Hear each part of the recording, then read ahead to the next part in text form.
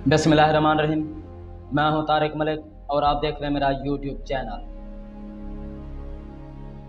मैं आपके लिए न्यू खबरें लेकर आता हूं और मेरी कोशिश होती है कि आप तक वो न्यूज़ पहुंचाऊं जो कोई भी लिफाफा सहाफ़ी आप तक नहीं पहुंचाता, और कोशिश होती है कि मैं हक और सच की बात आप तक पहुंचाऊं, चाहे कड़वी भी क्यों ना हो। एक तो मरियम का एक और झूठ बेनकाब हो गया है। उसके हर बयान में अक्सर झूठ ही होता है, लेकिन वो चूँकि इमरान खान से इतना बुग़्ज़ से भरी हुई हैं, तो एक और झूठ जो है ना मरियम नवाज़ का बेनकाब हुआ है। वो कहते हैं कि हम इमरान खान का IMF से मुआहदे की पासदारी ना करते तो मुल्क दिवालिया हो जाता। यानी ये जो प्रोसेस चल रहा है कीमतें बढ़ाने का, पेट्रोल डीज़ल की और मुख्तलिफ़ चीज़ों की, तो वो समझती हैं कि इसका हम पर IMF का दबाव है और ये इमरान खान दौर के मुआहदे में शामिल है। जबकि काली मिफ्ता इस्माइल साहब का बयान है कि इसका ताल्लुक IMF से मुआहदे से नहीं है, जबकि मिफ्ता इस्माइल कहता है कि ये इंटरनेशनल मसला है। और यही बात जब इमरान खान करता था कि ये महंगाई मेरी वजह से नहीं है, मेरी नाअहली की वजह से नहीं है, इंटरनेशनल मसला है, तो ये कहते थे कि ये पूरी टीम ही नाअहल है, इनको मैनेजमेंट नहीं आती, इनका तरीक़ाकार गलत है। और ये जो ढिंडोरा पीट रहे हैं कि ये जो IMF से मुआहदा था इमरान खान का, उसकी वजह से ये सब महंगाई आ रही है, तो ये आप क्लियर कर रही हैं कि ये महंगाई इमरान खान की वजह से नहीं थी और ना ही अब IMF की वजह से है। ये इंटरनेशनल मसला था और अब भी इंटरनेशनल मसला ही है, लेकिन इमरान खान को नाकाम करने के लिए मन गढ़ंत झूठ बनाए जा रहे हैं। और ये भी एक झूठ है जिसको मिफ्ता इस्माइल साहब ने क्लियर किया है कि ये इंटरनेशनल मसला है, IMF का मुआहदा नहीं था। और अब ये अवाम को क्लियर हो जाना चाहिए कि चल क्या रहा है इनकी सियासत में, PDM की सियासत में अंदरूनी कहानी क्या है, ये चाहते क्या हैं। सिर्फ एक इंसान को नाकाम करने के लिए कई किस्म के बड़े बड़े झूठ अवाम से बोल रहे हैं, लेकिन अवाम अब बाशऊर हो गया, अवाम अब समझते हैं इन चीज़ों को। आहिस्ता आहिस्ता हर चीज़ क्लियर हो रही है और इमरान खान का बयानिया बिल्कुल ठीक जा रहा है। और अब आते हैं इस बात पर कि अमेरिका को इमरान खान से आखिर मसला क्या था। इमरान खान पाकिस्तान को अमेरिकन जंग से निकालना चाहता था। वो देख रहा था कि पाकिस्तान के साथ गलत हो रहा है, पाकिस्तान के लोग मारे जा रहे हैं, खामखा ड्रोन हमले। हम जबकि अमेरिका के एलाइज हैं और वो हमारा इत्तेहादी हम पर बमबारी कर रहा है, और बेगुनाह लोग जो मारे जा रहे हैं उनको दहशतगर्द क्लियर कर रहा है। मदरसे के बच्चों को मारा गया, ताजों पर बमबारी की गई, और इमरान खान इन सब चीज़ों के खिलाफ था।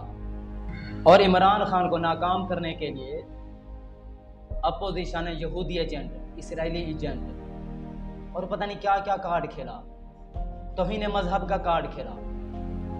तौहीन मजहब के हवाले से मैं आपको बाद में बताता हूँ कि अल्लाह पाक ने कैसे फिर जो चीज़ इमरान खान के गले में डाल रहे थे, अल्लाह पाक ने इनके गले में डाल दी। और मैं आपको थोड़ी देर तक बताता हूँ कि PDM के करिंदों ने क्या क्या और किस नौइयत की गुस्ताखियाँ की हैं। अमरीकी जंग का सबसे बड़ा नुकसान क्या हुआ। एक तो सबसे बड़ी बात यह है कि ये पाकिस्तान की खुद मुख्तारी के खिलाफ था, कि पाकिस्तान पर पाकिस्तान का इत्तेहादी बमबारी कर रहा है। दूसरा ये कि 60,000 जानें हमारी कुर्बान हुई हैं, $100 अरब का नुकसान हुआ है हमारा। और इमरान खान यही पीटता रहा है कि अमेरिका कबूल भी नहीं करता कि हमने कुछ कुर्बानियां दी हैं। अमेरिका का ये तरीका रहा है, वतीरा रहा है कि वो अपने अलाइज को इस्तेमाल करता है अपने मफाद के लिए, फिर उनको फेंक देता है। और उसके पास पावर है पैसे की, डॉलर की। कोई मुल्क उसके चुंगल से, उसकी गोद से निकल भी जाए तो वो डॉलर देकर फिर वापस बुला लेता है। या फिर इस तरह के ऑपरेशन करवा देता है जैसे अब रजीम चेंज ऑपरेशन हुआ है, वो अपोजिशन को पावर देता है, पैसा देता है, उनको कारकुन खरीदता है। वो बहुत बड़ी बड़ी मिसालें हैं कि अमेरिका ने मुख्तलिफ ममालिक में मदाखलत की, जैसे शाम, इराक, लीबिया, अब पाकिस्तान में की है, अफगानिस्तान, सबका अंजाम यही हुआ। जो भी लीडर अमेरिका की आंख में आंख डालकर बात करता है उसके खिलाफ यही होता है। साजिशें तैयार की जाती हैं, जैसे रजब तैयब उर्दुगान के साथ हुआ था।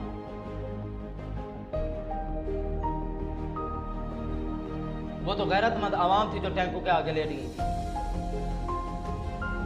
उनको पता था कि हमारा लीडर तैयब उर्दुगान ही है,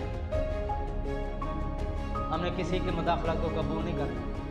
2500 अफराद शहीद हुए थे और उसमें जो भी बगावत में इन्वॉल्व था सबको फांसियां हुई, उम्र कैद की सजाएं हुई। पाकिस्तान में जब तक गद्दारों के खिलाफ ऐसी सजाएं नहीं लाई जाती ऐसा होता रहेगा।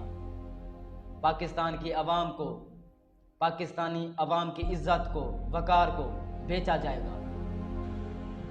और मुझे समझ नहीं आती कि इंपोर्टेड हुकूमत को लाने का फायदा क्या हुआ। मौलाना फजलुर रहमान साहब तो सोते ही नहीं थे। इमरान को हटाओ, इमरान को हटाओ, यहूदी एजेंट है, यहूदी एजेंट है, और पता नहीं क्या क्या फतवे। मौलाना फजलुर रहमान वाहिद आलिम है जिसके फतवे सिर्फ इमरान खान के खिलाफ बिकते हैं, गुस्ताखियां करने वालों के खिलाफ भी नहीं बिकते। जो गुस्ताखियां करते हैं उनके खिलाफ भी फतवे नहीं देता, जो ये इमरान खान के खिलाफ देता है घड़ घड़ के। अब पीडीएम को जो लेकर आए हो उसका फायदा क्या हुआ? पाकिस्तान में रवां बरस 11 अप्रैल से लेकर जून की 21 तारीख तक रुपए के मुकाबले में $1 की कीमत में 28.5 रुपए तक इजाफा हो चुका है। मौलाना साहब बोलते क्यों नहीं हो आप? महंगाई के लिए आए थे ना। आपका क्या ख्याल है कि अगर डॉलर का रेट बढ़ा है तो पाकिस्तान के कर्जों पर कितना इजाफा हुआ है, उसके सूद पर, उसके मार्जिन पर? सिर्फ 40 दिन में रुपए के मुकाबले में अमरीकी डॉलर की कीमत में होने वाले इस बेतहाशा इजाफे ने जहां मुल्क के जिम्मा वाजिबुल अदा कर्जों में 3600 अरब रुपए का इजाफा किया, वहीं मकामी सारिफीन के लिए तेल, गैस और खाने पीने की अशिया को भी महंगा कर दिया है। यहां लाकर खड़ा कर दिया मुल्क को मौलाना फजलुर रहमान साहब ने। पूरे जत्थे को इकट्ठा किया उनकी करप्शन को बचाने के लिए, उन पर मुकदमा जो लगे हुए हैं उनको ख़त्म कराने के लिए, अमेरिका का पैसा हजम करने के लिए मुल्क को यहाँ लाकर खड़ा कर दिया। इसकी एक बुनियादी वजह यह है कि पाकिस्तान इन चीज़ों की मकामी सतह पर ज़रूरत पूरा करने के लिए दरामदात पर इन्हिसार करता है। डॉलर की कीमत में होने वाले इजाफे की सबसे बड़ी वजह बैनुल अक़वामी मालियाती फ़ंड IMF से कर्ज हासिल करने का मुआहदा होने में ताख़ीर को करार दिया जाता है, तो जिसने पाकिस्तान के लिए बैरूनी फंडिंग को रोका हुआ है। लेकिन यहूदी एजेंट फिर भी इमरान खान था और यहूदी एजेंट का लेबल लगाने वाला यही मौलाना था। किस आलम की हम इज्जत करें? वो आलम जो हक सच पर हैं या इस आलम की जिसने सियासत की खातिर दीन बेच दिया, ईमान बेच दिया, इस्लाम को खतरे में डाल दिया? किसी ने मौलाना साहब से पूछा कि मौलाना साहब हक की क्या पहचान है? तो मौलाना ने अपनी खूबसूरत स्माइल के साथ जवाब दिया कि हजरात गिरामी, हम हमेशा हक का साथ देते हैं। जैसे पहले मोहतरमा बेनज़ीर भुट्टो हक पर थी और नवाज शरीफ यहूदी एजेंट था,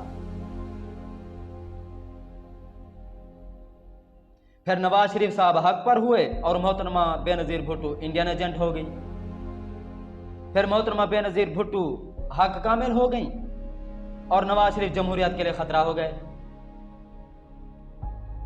फिर नवाज शरीफ साहब हक पर ठहरे और मोहतरमा बेनज़ीर भुट्टो मुल्क की सालमियात के लिए ख़तरा हो गई। फिर हज़रत मुशर्रफ हक पर हो गए और नवाज शरीफ गद्दार हो गया। फिर हज़रत जरदारी हक हो गए और मुशर्रफ नवाज शरीफ मुल्क दुश्मन और यहूदी एजेंट हो गए। फिर नवाज शरीफ हक पर हो गए और इमरान खान यहूद और नसारा का आलाकार बन गया। मुख्तसर ये है कि आज की तारीख में हक को देखना हो तो जो लोग मौलाना के साथ खड़े हैं वो हक पर हैं। जो मौलाना के साथी भी थे, इत्तेहादी भी थे, अगर वो अलग हो गए तो वो यहूद नसारा के आलाकार बन गए हैं, चाहे वो उलमा ही थे। और मौलाना के करिंदे कहते हैं कि उलमा के खिलाफ बकवास ना करें। कौन से उलमा के खिलाफ? आप मौलाना तारिक जमील साहब को गालियां देते हैं, उसके खिलाफ फतवे देते हैं, तारिक मसूद साहब के खिलाफ दिए हुए हैं, मौलाना शिरानी के खिलाफ, गुल नसीब के खिलाफ। तो आपकी नजर में उलमा हैं कौन? सिर्फ मौलाना है या मौलाना के जो पीछे चलते हैं, बाकी कोई आलम नहीं है। मैं आपको बताता हूं कि जो मौलाना के कारिंदे कहते हैं कि इमरान खान गुस्ताख है, इसलिए हम उसके साथ नहीं हैं, उससे इत्तेहाद नहीं हो सकता। तो मेरे चंद सवालों का जवाब दें। ठीक है, उनसे गुस्ताखियां हुई होंगी तो कुछ उलमा उसकी इस्लाह भी कर रहे हैं। जो चीज़ पहले हुई है मज़ीद सामने नहीं आई, और वो आलम नहीं है कि उससे गलती ना हो, गलतियां हो जाती हैं। लेकिन जो जानबूझ कर करते हैं उनसे आप क्यों नहीं पूछते? उनके खिलाफ आपके फतवे क्यों नहीं बिकते? वो कौन था जिसने कादियानी को भाई कहा? नवाज शरीफ था। वो कौन था जिसने नवाज शरीफ को हज पर फौकियत दी? राना सनाउल्लाह का बयान है, ऑन द रिकॉर्ड है। वो कौन था जिसने कादियानी को ऑन द रिकॉर्ड मुसलमान कहा कि वो तो हमारी तरह नमाज और कुरान पढ़ते हैं? राना सनाउल्लाह था। वो कौन था जिसने कहा कि किसी भी मजहब को, किसी मजहब पर फौकियत नहीं है? क्यों? मौलाना भंग पी कर सोया हुआ था। इमरान खान के खिलाफ चीजें नजर आ जाती हैं, ये क्यों नहीं नजर आता? वो कौन था जिसने कहा था कि इंडिया वाले जिस भगवान को पूजते हैं हम भी उसी को पूजते हैं? कहां था मौलाना? उसके खिलाफ फतवा क्यों नहीं आया? किस आलम की हम इज्जत करें? वो आलम जो हक सच पर हैं या ये आलम? बिलावल और शीरी रहमान साहिबा तो हिंदुओं के मंदिर में गए थे। उनकी जो एक रस्म है, रिवाज है कि वो भगवान के आगे एक उनका दिन होता है जो मनाया जाता है, थाल घुमाते हैं। ये लोग तो थाल घुमा कर आए, उनको उनकी मूर्ति को दूध से नहलाया है, तब भी मौलाना का फतवा नहीं आया। इसका मकसद यह है कि मौलाना का मकसद इस्लाम की हिफाजत या मुल्क व अवाम की हिफाजत करना नहीं है, और ना ही मौलाना का मकसद मुल्क व कौम की और इस्लाम की भलाई है। मौलाना साहब मेरी नज़र में इस्लाम को एक काज के तौर पर इस्तेमाल करें, क्योंकि ये इत्तेहाद फिर मौलाना के मंशूर के खिलाफ जाता है, जो ये नारा लगाते हैं कि अल्लाह की ज़मीन पर अल्लाह का निज़ाम। किसी भी हवाले से मौलाना ने कोई कोशिश की है इस्लाम की बेहतरी के लिए? इस्लामी कवानीन मुतारिफ कराता, बिल पेश करता असम्बली में, उल्टा उन लोगों से इत्तेहाद किया जिनका कैरियर गुस्ताखों से भरा पड़ा है, जिनका कैरियर करप्शन से, लूटमार से, डकैतियों से भरा पड़ा है। 25 लोगों पर पर्चे हैं, जमानत पर हैं। मौलाना का उनसे इत्तेहाद है, वजह भी समझ नहीं आती। फिर मौलाना को चाहिए था कि इमरान से इत्तेहाद ना करे तो फिर इनसे भी ना करता। उसकी सियासत का एक लेवल होना चाहिए था, उसका एक म्यार होना चाहिए था। मौलाना का जो मंशूर है उसके मुताबिक अपनी पार्टी चलाता। हार जीत तो अल्लाह के हाथ में है, लेकिन इस इत्तेहाद का मकसद ये है कि मौलाना ने उनकी करप्शन बचाने के लिए ये इत्तेहाद किया है, चोरियां बचाने के लिए, केसेस ख़त्म कराने के लिए, नैब को तब्दील करने के लिए, FIA को ख़त्म करने के लिए, इलेक्शन कमीशन में अपनी मर्जी के बंदे बिठाने के लिए, इलेक्टोरल रिफॉर्म करने के लिए। सारा मामला जो ये हुआ है पाकिस्तान को संभालने के लिए नहीं हुआ, अपने मफादात के लिए आए हैं ये। अगर ये महंगाई के लिए आए होते तो ये अब ये हुकूमत असम्बलियाँ तोड़कर चले गए होते इलेक्शन अनाउंस करके। अवाम को समझने की ज़रूरत है। एक तो मसला यह कि हमारी आवाम जागती देर से है, इनको जगाना पड़ता है। तो मज़ीद ख़बरें अगले व्लॉग में, और मेरे चैनल को सब्सक्राइब भी कर लीजिएगा और बेल आइकन बटन भी दबा दीजिएगा। तब तक अपना और अपने इस चैनल का ख्याल रखिए। अल्लाह हाफ़िज़।